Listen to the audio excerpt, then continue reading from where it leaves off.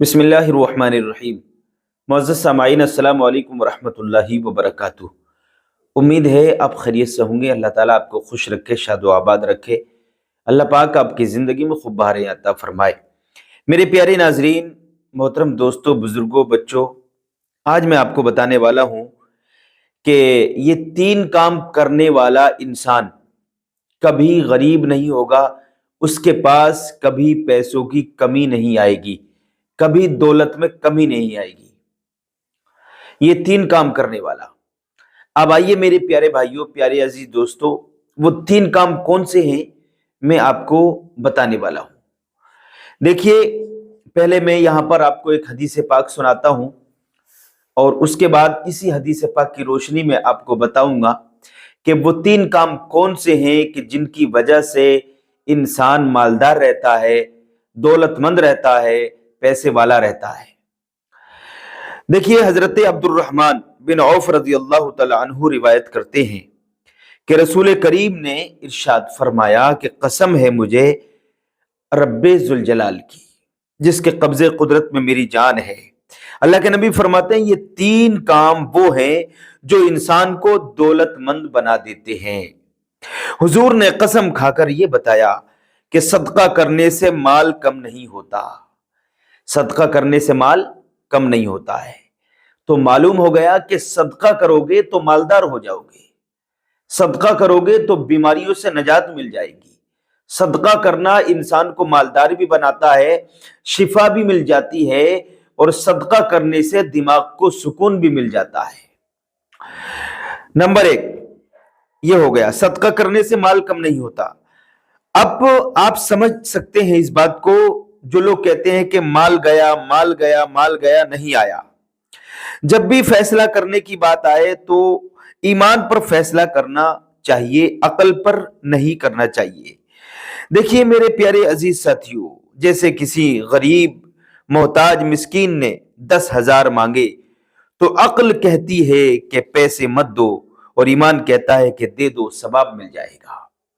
کسی نے آپ سے پیسے مانگے بطور قرضہ 10,000 روپے، تو آپ کی عقل کہتی ہے مت دو یار، پتہ نہیں دے گا کہ نہیں دے گا، کب دے گا، وعدہ خلافی تو نہیں کر دے گا، بے ایمانی تو نہیں کر لے گا۔ لیکن ایمان کہتا ہے کہ اس کو پیسے دے دیے جائیں، آپ کو ثواب مل جائے گا۔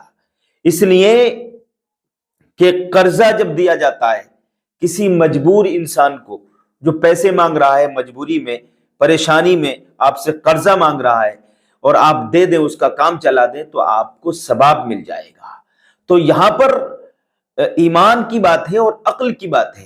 تو عقل کیا کہتی ہے کہ پیسے نہ دیے جائیں، مالی نقصان ہو سکتا ہے، پیسوں کا نقصان ہو سکتا ہے، اور ایمان کہتا ہے کہ پیسے دے دیے جائیں، اس کے بدلے میں اللہ تعالی ہمیں نیکیاں عطا فرمائے گا، ثواب عطا فرمائے گا۔ تو میرے پیارے عزیز ساتھیوں، مصطفیٰ جان کائنات ارشاد فرماتی کہ ایسے موقع پر انسان عقل سے فیصلہ نہ کرے، بلکہ ایمان کی روشنی میں، حدیث پاک کی روشنی میں فیصلہ کرنا چاہیے۔ اس موقع پر، ایسے موقعوں پر میرے پیارے عزیز ساتھیوں، اب آئیے آگے چلتے ہیں۔ اگر آپ نے 10 نہیں دیے اور 8,000 دے دیے، کسی نے آپ سے 10,000 مانگے، آپ نے 10,000 نہیں دیے، 8,000 دے دیے، تو ایمان کہتا ہے کہ 8,000 جو تم نے دیے ہیں، اللہ اس کے بدلے میں تمہیں 80,000 دے گا۔ جو 8,000 دیے تم نے، تو اللہ تعالیٰ اس کے بدلے میں تمہیں 80,000 دے گا۔ تو میرے پیارے عزیز ساتھیوں، ہمیں ان باتوں پر عمل کرنا چاہیے۔ نمبر 2، جو بندہ کوئی زیادتی معاف کر دے، اس کے بدلے اللہ قیامت کے دن عزت بڑھائے گا۔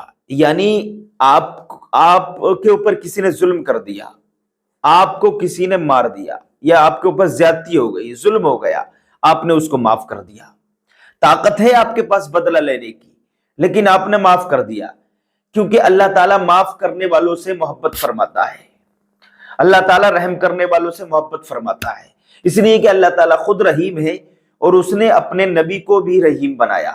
تو جو بندہ رحم کرتا ہے کسی مسلمان پر، تو وہ بندہ اللہ تعالیٰ کو بہت پسند ہے۔ تو معاف کرنے والا بندہ اللہ کو بہت پسند ہے۔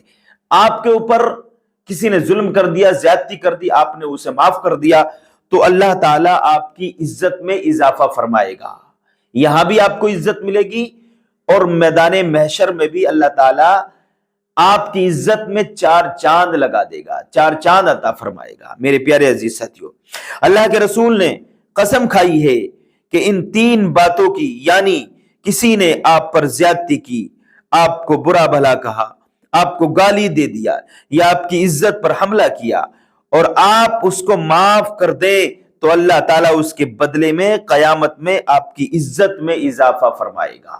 سبحان اللہ۔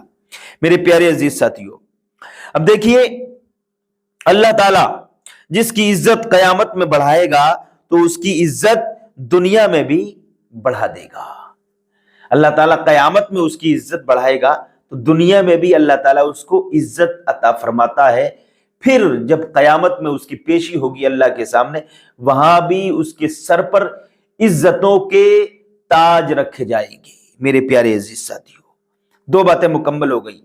اب تیسری بات سنیے، جو شخص اپنے لیے بھیک مانگنے کا دروازہ کھول لیتا ہے، بڑی قیمتی بات بتا رہا ہوں آپ کو، لوگوں نے یہ پیشہ اختیار کر لیا ہے۔ آپ نے دیکھا ہے گلی گلی نوجوان ہیں، طاقتور ہیں، ہاتھ پیر سب سلامت ہیں، کوئی محتاجی نہیں ہے، پھر بھی بھیک مانگ رہے ہیں۔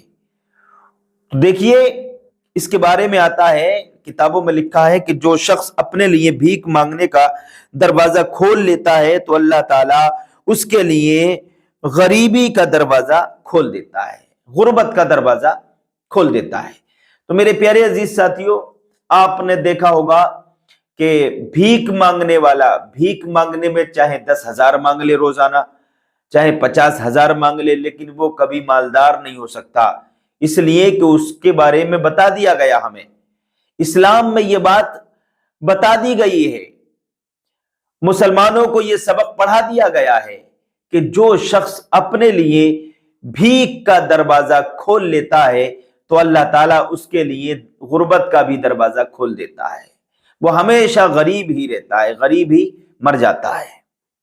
حدیث پاک میں آتا ہے، اب حدیث شریف سنیے، بڑی پیاری حدیث ہے۔ حضرت سعد ابن ابی وقاص اس کے راوی ہیں، وہ بیان فرماتے ہیں، حضرت سعد ابن ابی وقاص رضی اللہ تعالی عنہ بیمار ہوئے۔ ان کے بارے میں آتا ہے کہ حضرت سعد ابن ابی وقاص بیمار ہو گئے تو میرے آقا کی بارگاہ میں حاضر ہوئے اور عرض کرنے لگے، یا رسول اللہ، میں چاہتا ہوں میرے پاس جو کچھ ہے اسے اللہ کے نام پہ صدقہ کر دوں، لٹا دوں، قربان کر دوں۔ سرکار نے فرمایا نہیں۔ وہ کہتے ہیں یا رسول اللہ، جب وہ بیمار ہوئے تو آقا کی بارگاہ میں حاضر ہوئے، عرض کرنے لگے، یا رسول اللہ، جو کچھ بھی میرے پاس مال ہے راہ خدا میں خرچ کر دوں، سارا مال لٹا دوں، قربان کر دوں، آپ کی ذات پر اللہ کی راہ میں قربان کر دوں۔ آقا نے فرمایا نہیں، آقا نے منع فرما دیا، نہیں۔ عرض کرتے ہیں تہائی، تو سرکار نے فرمایا نہیں۔ پھر کہتے ہیں پہلے کہا سارا مال، پھر کہا تہائی مال، یعنی سارے مال کے 4 حصے بنا دیے جائیں تو 3 حصے راہ خدا میں خرچ کر دوں، صرف 1 حصہ بچا لوں۔ تو اللہ کے نبی نے فرمایا نہیں، یہ بھی نہیں، اتنا بھی خرچ نہیں کر سکتے، منع کر دیا نہیں۔ پھر عرض کی، یا رسول اللہ صلی اللہ تعالی علیہ وسلم، آدھا مال اللہ کے نام پہ دے دوں، سارا مال اللہ کی راہ میں دے دو گے؟ تو دیکھیے پھر وہ کہتے ہیں کہ آدھا مال، تو پھر اللہ کے نبی فرماتے ہیں سارا مال جب تم اللہ کی بارگاہ میں خرچ کر دو گے، قربان کر دو گے، تو بیوی بچوں کے لیے کیا چھوڑو گے؟ بیوی بچے تمہارے بھیک مانگنے پہ اتر آئیں گے۔ تو میرے پیارے عزیز ساتھیو، اللہ کے نبی نے کیا فرمایا کہ سارا مال جب راہ خدا میں تم دے دو گے تو پھر آپ کا بیٹا بھیک مانگے گا، اس لیے کچھ خرچ کر دو اور کچھ مال گھر والوں کے خرچے کے لیے روک لو۔